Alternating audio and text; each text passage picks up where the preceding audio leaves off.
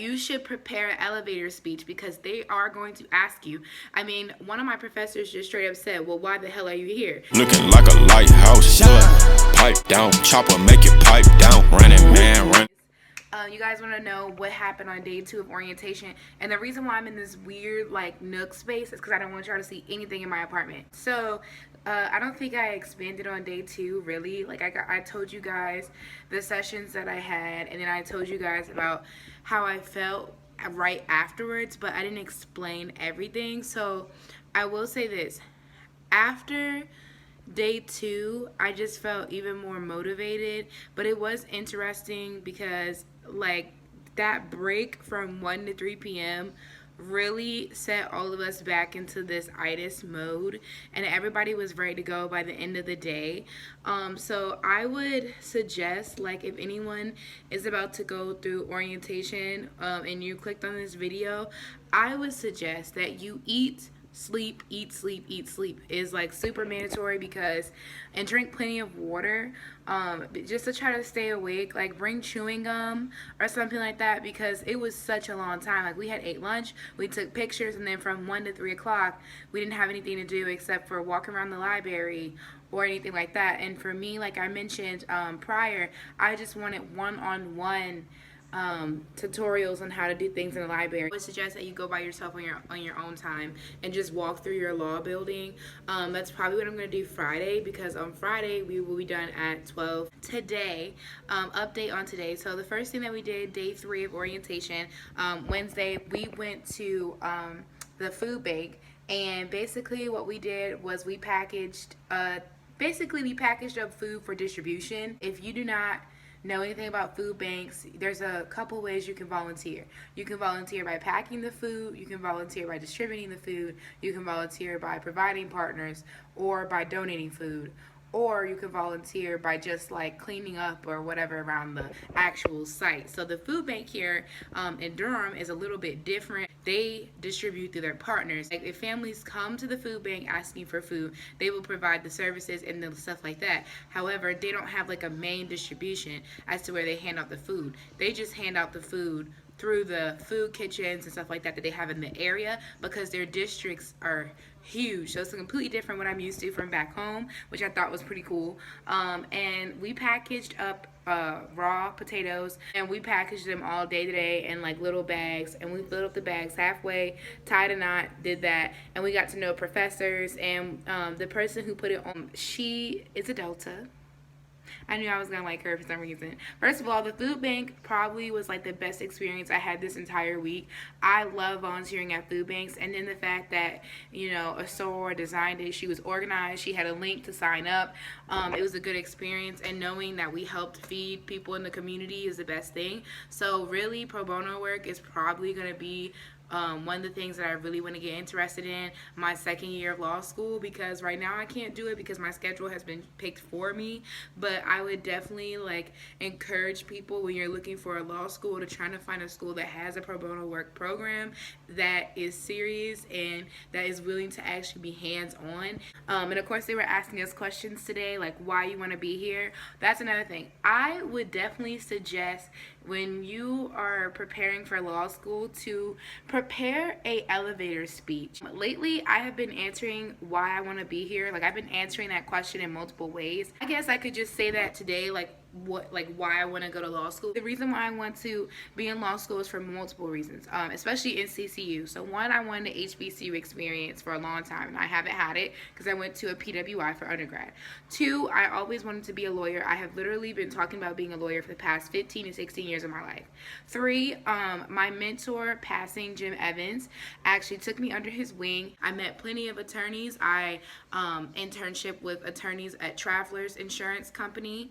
I just did a bunch of networking, and I also went to summer programs that talked about law, being lawyers and the law, and talked about minority students and how a lot of minority students are interested into being lawyers, but they don't actually push the threshold and move forward with that career opportunity because they feel like they don't know their rights, or they don't know the law, they're not going to be able to understand it, or they can't reach it. And so that is another reason why I want to go to law school. And then number 5, I think I'm on number 5 if I'm not mistaken, but the next reason is I just want to be able to make a difference in my community. And I know a lot of people say that and they're like, oh, I just want to make a difference. No, like everybody has a different way they're going to obtain that. But really for me, I want to create a JIM program, which is a Justice in Me program, hence my first name. And it's going to be named after Jim Evans, my passing mentor, as mentioned. And I just want to take other minority students underneath my wing and let them know that being a lawyer or having a career in law is possible. So that is something, that is the way that I plan to make a difference. I also plan to make a difference by doing pro bono cases, and then also by working and being hands-on like we were today in a food bank or doing some type of community service. Like if I have my own firm, I probably would require my employees to do some type of community service. Like I want to be hands-on. I want to build relationships with people. And another way I want to make a difference is I think a lot of people have this bad stigma or relationship with some lawyers because what they see on media, TV shows, you know, or bad experiences that somebody has had as a client with an attorney of theirs. So I want to change that by making connections with people in the community on different levels. Something else I'm thinking about doing is family law, mediation, international law, which is completely different. But those are type of things that I'm thinking about. So there quickly is just a spit off of why I want to be a lawyer in the first place. I'm telling you that you should prepare an elevator speech because they are going to ask you.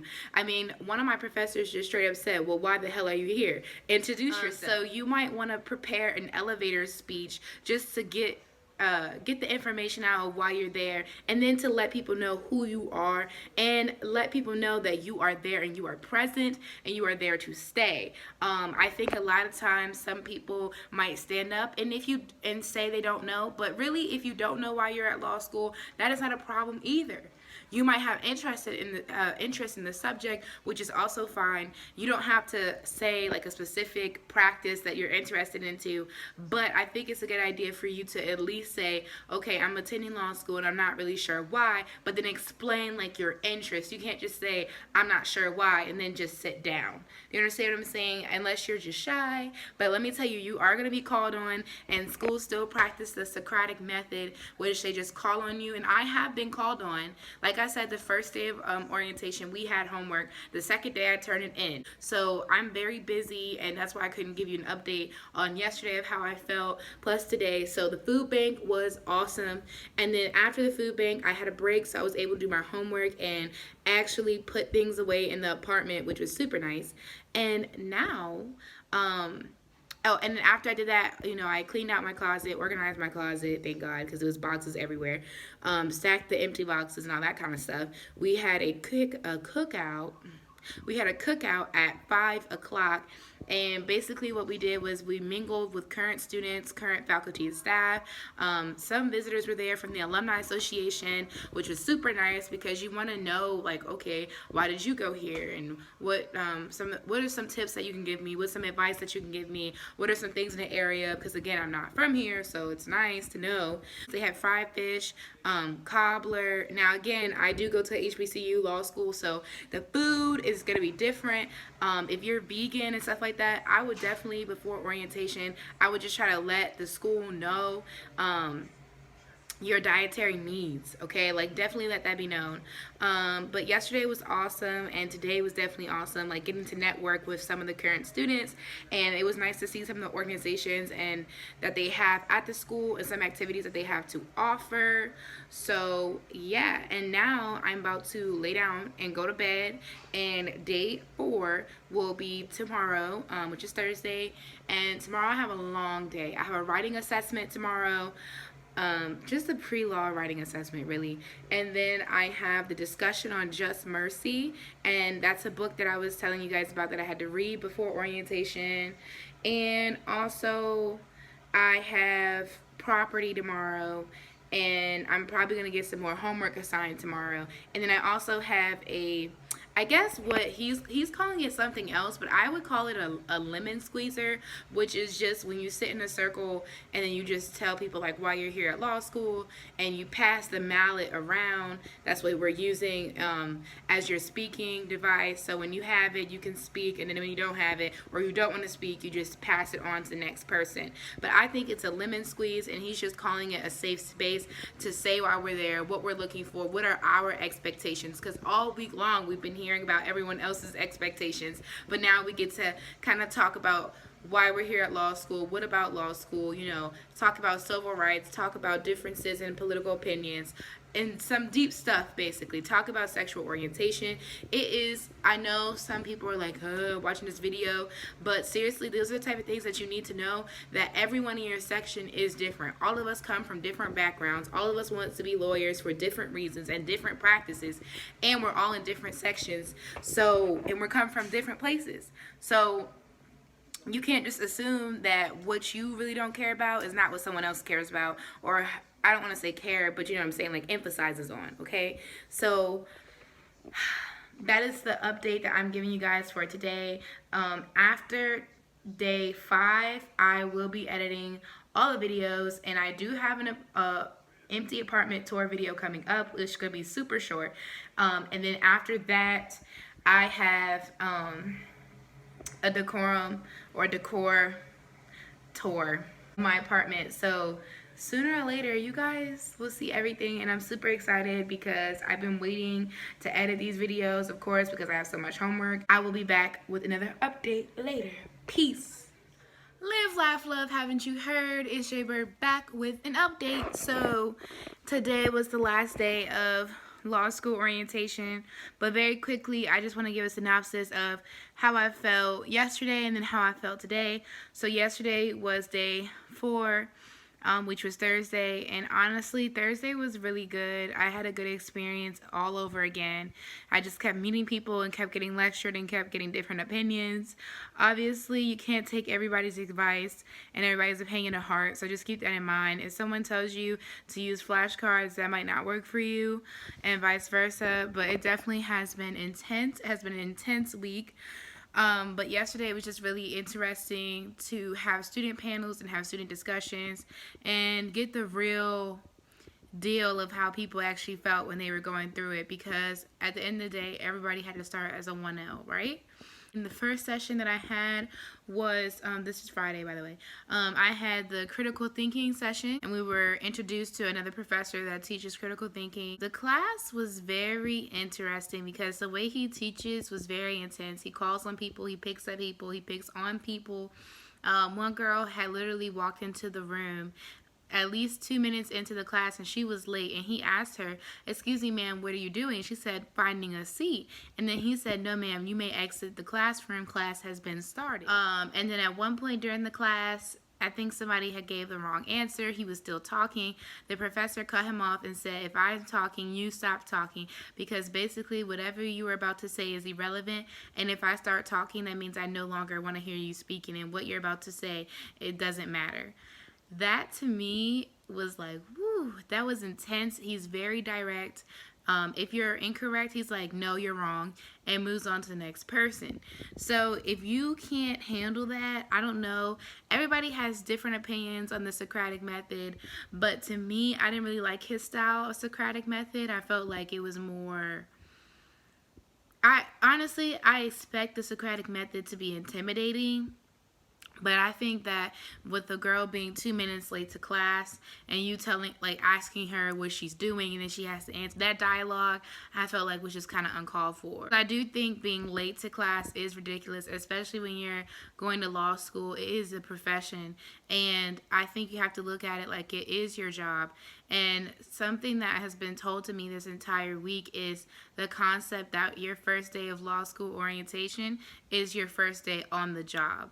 And literally you're paying for this education, so I don't think that you have the right to be late or make up excuses of being late unless you had an emergency or something really popped up. But even then, he taught some really good information. He just talked about breaking down the paragraphs in these cases, and he gave us advice, he gave us tips, and he talked to us about analyzing these paragraphs. He advised us to stick to the language and then go back and paraphrase. So his style of teaching was appropriate. He also doesn't allow questions during the actual lecture because he wants you to go to him during his office hours to ask questions. So it was definitely a different feel of learning. It's definitely a different learning environment. But I do not have him for critical thinking. I have a different teacher for critical thinking. But I wish the people in section 102 that do have him, I wish that they do well. It was also nice to hear from students discussing that studying within your 1L section is the best thing to do so you won't get confused with study habits or you don't get confused on what material your professor is testing. Today, after everything, it ended at 12, and then I went to go get my parking pass. I went home, changed clothes, and I went to get my parking pass, which was a hot mess. So let me tell y'all about HBCU culture. There is a parking pass station where you have to go. So you have to purchase it online first, or you have to go to the accounting's office and get it first. But tell me why I couldn't find the building forever. I was just like circling around, could not find it. And no parking is really available at NCCU. I don't know what that's about, but like it's like so limited. So I got on my car. I walked around in circles and finally I found it. It's like near a dorm. So that was weird. And then also I had to go get my student ID, which my picture is so ugly, so I'm not showing y'all that. But when I went to go get my student ID, tell me why the ID building was in the biology building. Like, why do I need to go get my student ID from the biology building? It doesn't make any sense. That tells me like that stuff like that is like HBCU behavior. So I wish that there was a session on downloading all the legal software that we needed, parking passes, student IDs, parking accessibility, building accessibility. I wish that that was like taken into place. So the building is like a big square and it's easy to like get confused. So I'm pretty sure sooner or later I will get used to the building, but for right now it is kind of like I don't know, I just couldn't get used to it because they kept moving us around. So that was annoying. Um Another con I would have to say is some of the student-led panels. I feel like some of the students were really passionate about giving advice, but then some of the students, for me, it was more like red flags and warnings about what you shouldn't do and how it could be hard. But everyone goes to law school expecting it to be hard. Well, hopefully. No one goes to school expecting it to be just an easy ride for them because undergrad, no. Like, law school is something completely different. You're learning a whole nother subject that you've never thought of before in so many different ways, and it's more complex than you think. So, of course, it's going to be hard, but sometimes, like, it's nice to know where to eat or where to park or what groups or organizations they had to offer or where to walk on campus, where not to walk on campus, or just, simple things like that to lighten up the mood. But a lot of the advice the students were giving us were just, oh, this is so hard, work together, be in the study group. And yes, that's nice to know, but sometimes it's nice to hear other things. So just have one student panel. I think one student panel would be good enough. So those are all the cons of this week. But really, I have to say it was a great experience. I'm ready to get started and hit the ground running. But I would just say, like, when you get ready for law school orientation, just try to move wherever you're moving beforehand. Or if you don't have to move, get mentally prepared beforehand because you will be getting assignments your first week of orientation. And I wish you all the best. I hope you guys like this video. If you hated this video, give it a thumbs down. If you love this video and you would like more videos like this of me giving you guys advice on law school orientation or anything just revolving around law school because it's my true experience, I definitely can make a vlog about it.